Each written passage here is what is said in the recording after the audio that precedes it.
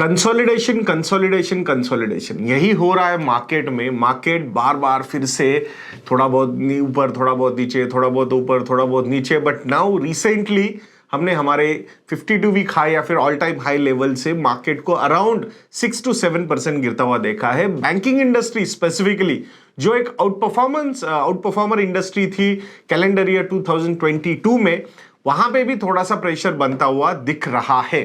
सो ये टिपिकल एक profit booking kind of action भी हो सकता है, या एक बहुत ज्यादा ओवर ऑप्टिमिज्म जो क्रिएट होता है कभी कभी, तो उसका भी एक नतीजा थोड़ा ओवर करेक्शन में होता हुआ दिख रहा है। दो बैंक्स की जो एसेट क्वालिटी है, जो लोन ग्रोथ है, वो काफी अच्छे नंबर्स नजर आ रहे हैं।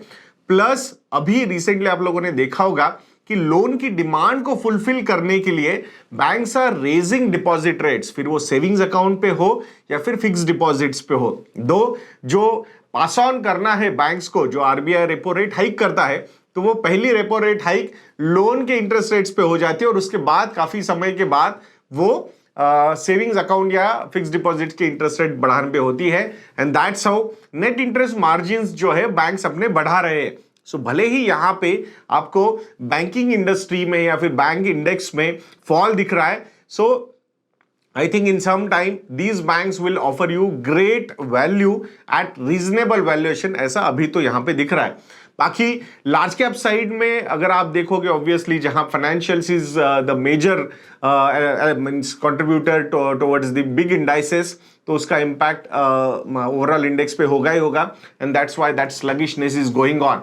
मैं फिर से एक बार बोल रहा हूं, ये 16-17 महीने का जो कंसोलिडेशन है, it is working really well for long term investors. It will test your patience, but अगर आप इन्वेस्टेड रहोगे, अपने एसआईपीज को, सिस्टमैटिक इन्वेस्टमेंट्स को अपने फाइनेंशियल गोल्स के हिसाब से फॉलो करते रहोगे, तो ये बहुत बड़ा एडवांटेज भी आप लोगों के लिए हो सकता है। सो ये याद रखना है दोस्तों। अब स्टॉक स्पेसिफिक थोड़े न्यूज देखते हैं। शिपिंग कॉर्पोरेशन इंडिया, ये जो स्टॉक है आज 9% से बढ़ा है। कितना? 9% से। क्या रीजन है?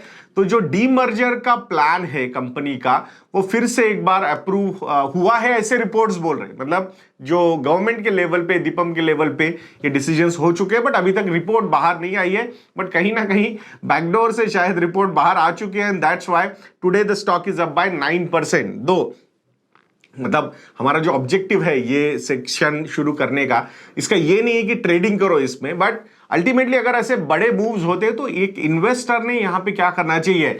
Want to be investor in this particular company. तो मुझे लगता है कि ऐसे न्यूज ड्रिवन जो चीजें हो रही है, इसमें इन्वेस्टमेंट करना रिटेल इन्वेस्टर के लिए काफी हानिकारक होता है, क्योंकि हमें जो इंफॉर्मेशन मिलती है वो लास्ट मीडियम होता है। मतलब कि जब स्टॉक की मूवमेंट हो गई, उसके बाद न्यूज आ गई, तो उसका कोई पॉइंट नहीं है, एंड दैट्स व्हाई। और ऐसा भी नहीं है कि भाई बहुत बढ़िया ग्रोथ प्रोस्पेक्ट्स है कंपनी के, अर्निंग विजिबिलिटी बहुत बढ़िया है, ग्रोथ का पोटेंशियल बहुत बढ़िया, ऐसा तो नहीं है। ये डीमर्जर, ये न्यूज ड्रिवन स्टॉक हो गया है। सो इसमें जाके बैठना ना बैठना, आई थिंक इट्स बेटर कि थोड़ा सा रैशनल और प्रैक्टिकल थॉट प्रोसेस अगर आप इंप्लीमेंट करोगे, तो you will get your answer whether to participate और not to participate in this kind of rallies. ये समझना जरूरी है। अब जहां पार्टिसिपेट किस तरीके से करना चाहिए, कौन सी वो न्यूज होती है, इसके बारे में बात करते हैं। तो दूसरी न्यूज है टाटा मोटर्स की। तो आज 1.29% से स्टॉक ऊपर है। तो ऐसा क्या हो गया? तो जो ईवी बिजनेस है टाटा मोटर्स का, तो उसका वैल्यूएशन $10.5 बिलियन के वैल्यूएशन पे और $1 बिलियन एक $1 बिलियन की इन्वेस्टमेंट इसमें आती हुई दिख रही है। सेम इन्वेस्टर्स जो लास्ट टाइम थे, और उसके अलावा और भी कुछ private equity investors wants to participate. So minority में अराउंड 10% का स्टेक, या फिर अराउंड 7 to 8 या फिर 8 to 10% के बीच में स्टेक डाइल्यूट होता हुआ नजर आ रहा है इन टाटा मोटर्स। ये जो पैसा रेज किया जाएगा, ये जो उनकी एग्जिस्टिंग डेट है टाटा मोटर्स की, डोमेस्टिक बिजनेस की, तो उसको रीपे करने में ये पैसा यूज होगा। सो जो नेट डेट फ्री बनना है कंपनी को, उसी तरफ ये एक राइट डायरेक्शन में स्टेप टाटा मोटर्स ले रहा है। अब आप बोलोगे यार, ये प्राइवेट इक्विटी इन्वेस्टर्स आके ऐसे बिजनेस में कैसे पैसे डाल रहे हैं जहां पे पैसा सीधा सीधा डेट के रीपेमेंट्स में जा रहा है? भाई, जब इतने बड़े बड़े इन्वेस्टमेंट के प्लान्स हुए थे ईवी में, जो इनिशियल बिजनेस में इनिशियल लेवल पे जो पैसा डालना था, वो तो कंपनी ने ही डाला है ना। अब at that point of time भले ही ये सब्सिडरी है टाटा मोटर्स की ईवी बिजनेस, बट अल्टीमेटली पैसा तो यूज किया गया है ना, सो वो एक डेट का भी पोर्शन हो सकता है वहां पे। तो इसीलिए उस डेट पोर्शन को कम करने के लिए यहां पे ये पैसा रेज किया जा रहा है। अभी तक कैश फ्लो इतने जबरदस्त ईवी बिजनेस के नहीं आ रहे कि जहां पे वो खुद ही मतलब पैसा रेज करे या पैसा अपने एक्रूअल से ही वो पे कर पाए, तो इतनी कैपेसिटी अभी तक नहीं हुई है, बट पोटेंशियल डेफिनेटली वहां पे है। और ये जो बड़े बड़े private equity investors, sovereign wealth funds वगैरह, ये अगर इसमें इन्वेस्ट करना चाहते हैं, पेंशन फंड्स वगैरह, so it shows the potential also. So it's a positive news for the company. Even last time जब पैसा रेज किया गया था $1 billion, that money was raised at valuation of $9 billion. तो वहां से ये ऑलमोस्ट 15% ऊपर के वैल्यूएशन पे ये पैसा रेज किया जा रहा है, $10.5 billion. So it's a good thing, मतलब and that too I think within 2 years time. They are raising more money, so I think this is a positive sign. It shows the confidence also of big investors in this EV business, so that's a positive sign. अब Sonata software के बारे में बात करेंगे। I think कुछ दिनों पहले हमने इस कंपनी के बारे में बात की थी और आज भी ये स्टॉक 5.42% से ऊपर गया है। क्यों? बिकॉज सोनाटा सॉफ्टवेयर ने एक यूएस बेस्ड कंपनी है क्वांट सिस्टम्स, उसको $65 मिलियन में ऑल कैश डील मतलब पैसा दिया है और कंपनी के 100% स्टेक उसमें ले लिया है। सो सर्विस इंडस्ट्री की ये कंपनी है और जैसे हमने बोला था कि मिस्टर धीर जो इसका सोनाटा सॉफ्टवेयर को उन्होंने ज्वाइन किया है, so he is a service industry guy and he wants to take the share of services sector in this particular company he wants to raise that by 100% in next 4 years time.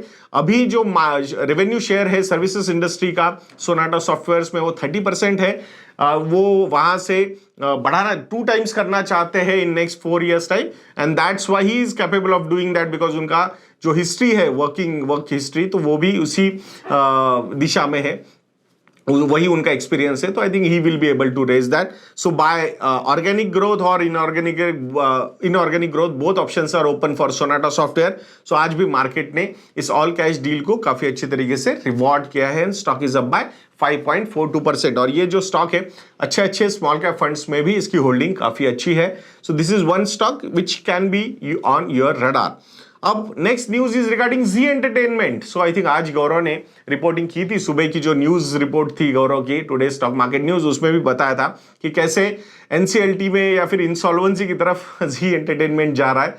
तो उसके promoter के personal investment वाली एक company है जो जी से linked दिखाई गई है और वहां पे 80 करोड़ रुपए का रीपेमेंट नहीं हुआ है, and that's why IndusInd bank ने इसको इंसॉल्वेंसी के लिए बैंक्रप्सी कोड के अंडर उन्होंने रिपोर्टिंग की है। फिर अब उन्होंने एनसीएलटी में जाके उसको अपोज भी किया है। सो कभी कभी छोटी छोटी चीज़ें होती है जो आपको कॉर्पोरेट गवर्नेंस के बारे में बहुत सारी चीज़ें सिखा के जाती है।